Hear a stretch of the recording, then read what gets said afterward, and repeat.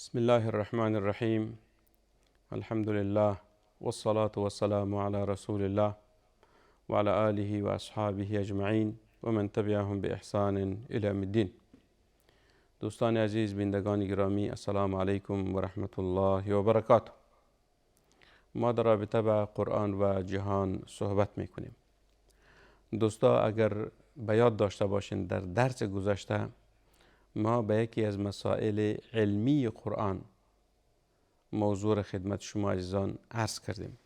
خداوند متعال در سوره الحجر آیه 14 و 15 فرمود: اعوذ بالله من الشیطان الرجیم ولو فتحنا عليهم بابا من السماء فظلوا فيه يعرجون لقالوا انما سكرت ابصارنا بل نحن قوم مسحورون.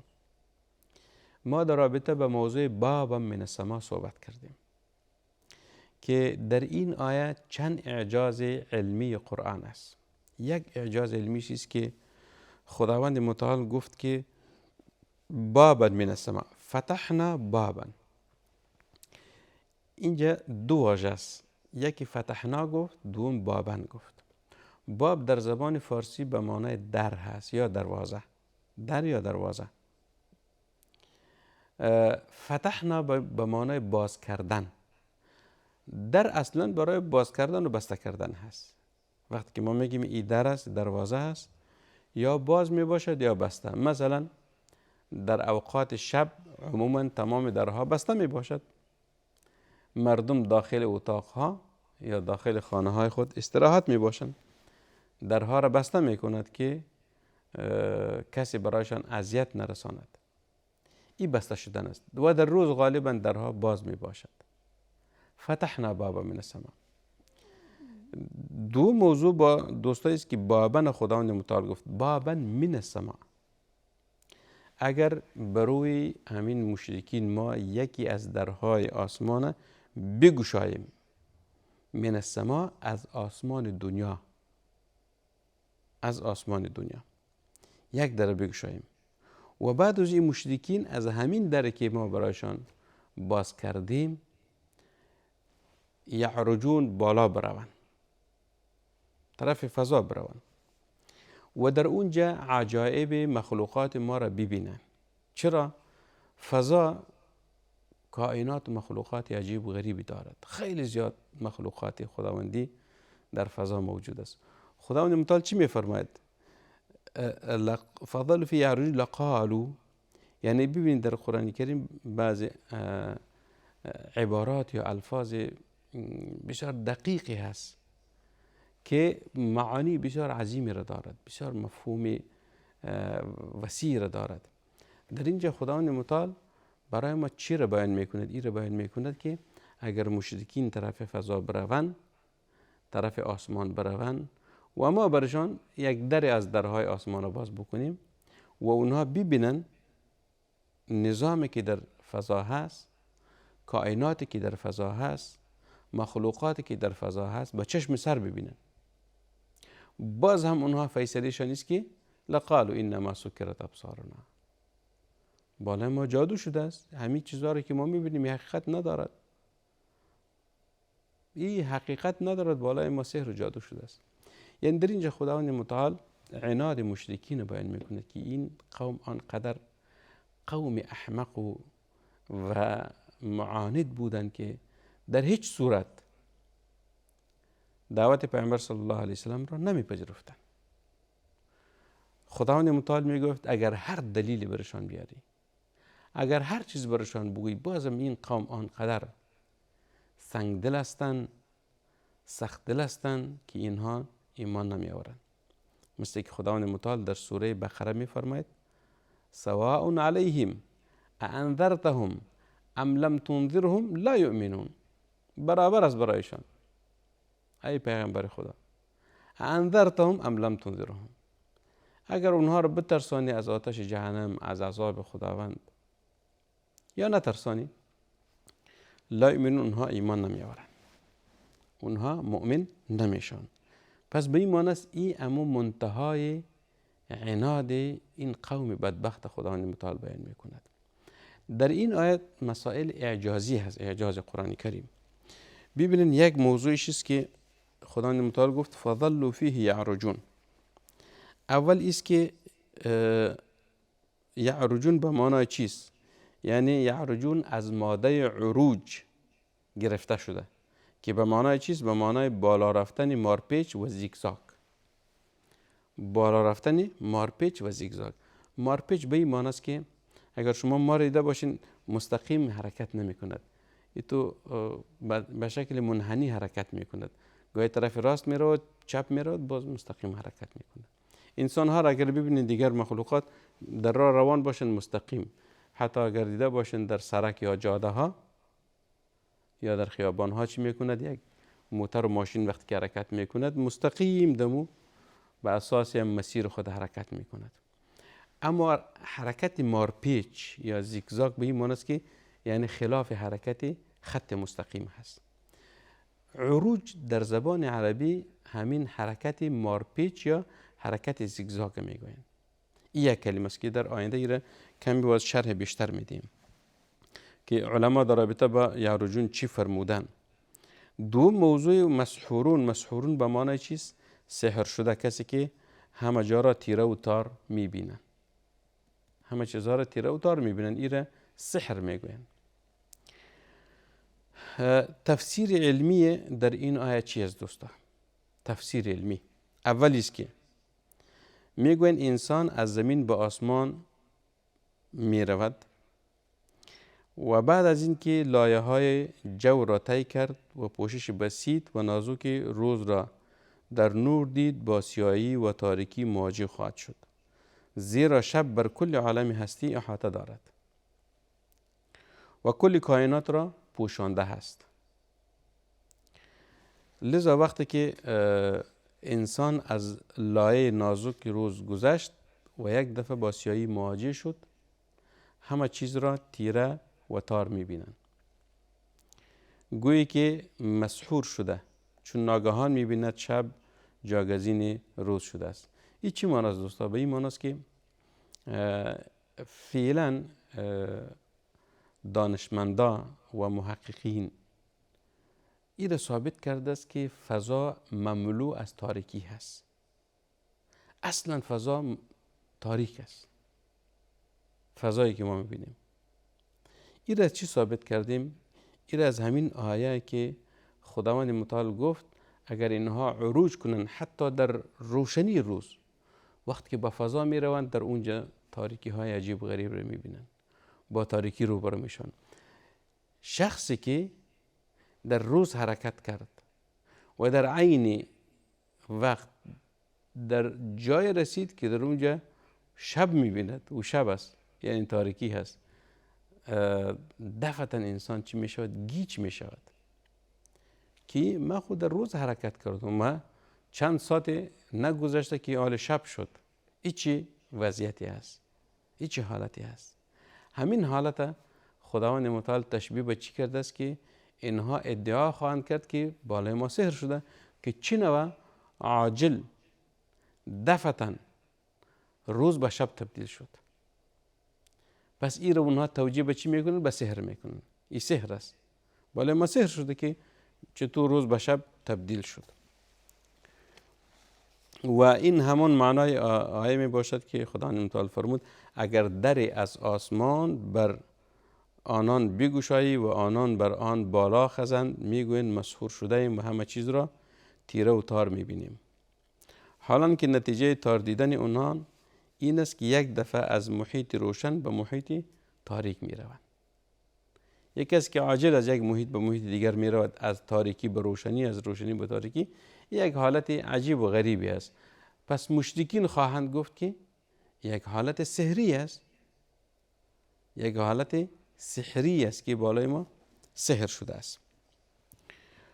دو موضوع دوستان، ولو فتحنا علیهم بابا من السماء، این سوال مطرح میکند که چرا خداوند متعال فرمود اگر در بروی آنان از آسمان بگشاییم، اگر در از آسمان بروی اونها بگشاییم، مگر کل آسمان جای صعود و مکان بالا رفتن نیست؟ پس نیازی به ذکر جمله مذکور چی است؟ اما دانش جدید فضاشناسی نکته ظریفتری از آن چی ما فکر میکنیم بازگو میکند. مثلا ببینید دوستان، امروز ثابت شده است که سفینه های فضایی در هر نقطه از زمین که بخوان نمیتوانند بالا بروند و لایه جو را بشکافند، بلکه لازم است از مکانهای مخصوصی بگذرند تا به منافذ جو یا دالانهای عبور سفینه ها در فضا از او عبور بکنند. سبحان الله. یعنی امروز دیدن همین سفینه های فضایی که از زمین به طرف فضا پرتاب می شود و در اونجا انسان های هم هست در سفینه ها. شاید شنیده باشین که مثلا سفینه های فضایی به مریخ رفت، به مهتاب رفت یا دیگر جاها رفتن. این سفینه ها وقتی که از زمین به طرف فضا پرتاب می شود، این علما ثابت کردن که باید در یک مسیر معین حرکت کند.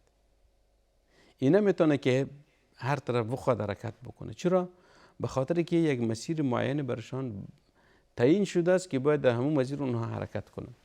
مثلا شما میبینید همین هواپیما یا طیاره هایی که انسان ها از یک کشور به کشور دیگری حرکت میکنند، فضا هست، یک فضای باز است.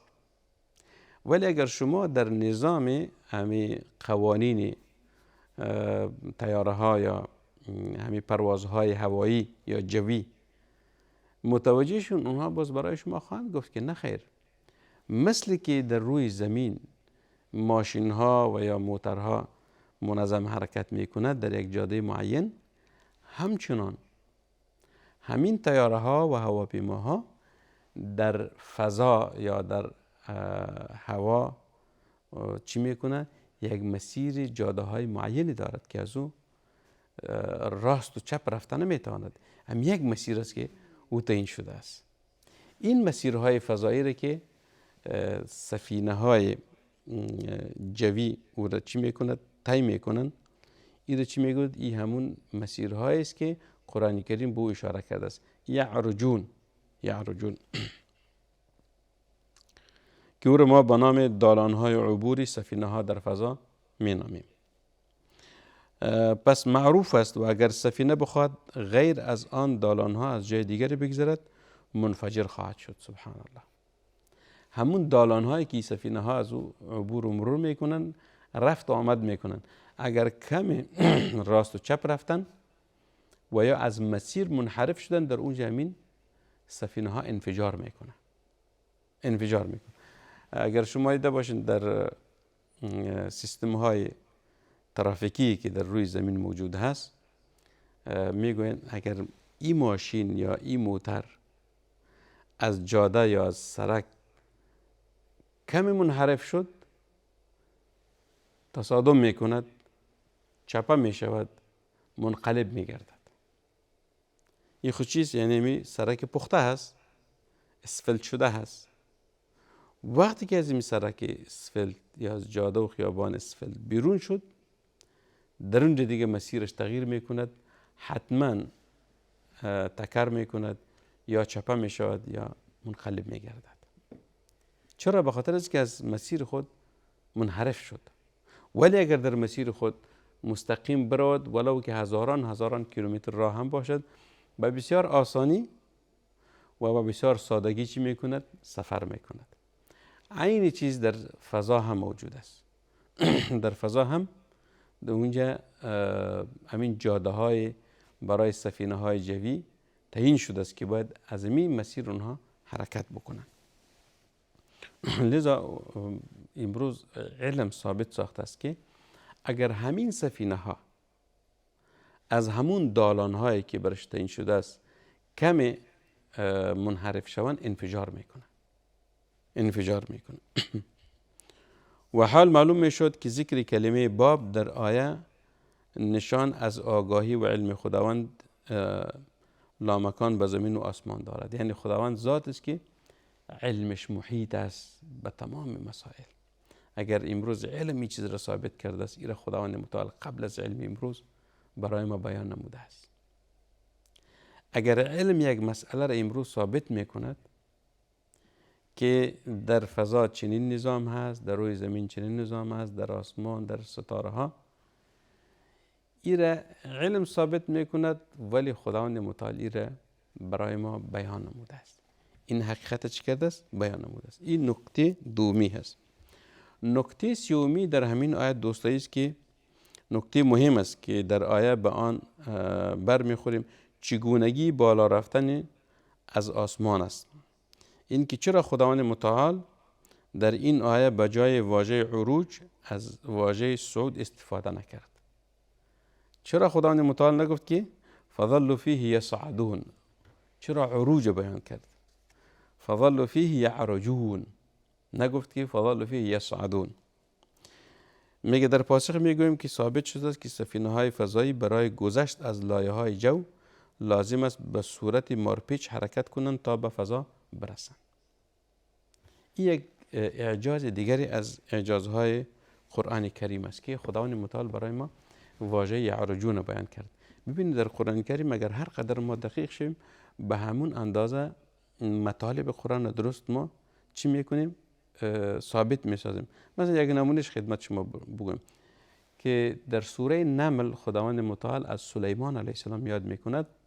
میگوید که سلیمان علیه السلام خداوند متعال زبان بسیاری از مخلوقات برش یاد داده بود، زبان حشرات، پرنده ها و دیگر جنیات و حیوانات. میگوید یک جماعتی از مرچه ها در امو نزدیک خانه هایشان استاد بودند. وقتی که سلیمان علیه السلام آمد میگه قالت نملة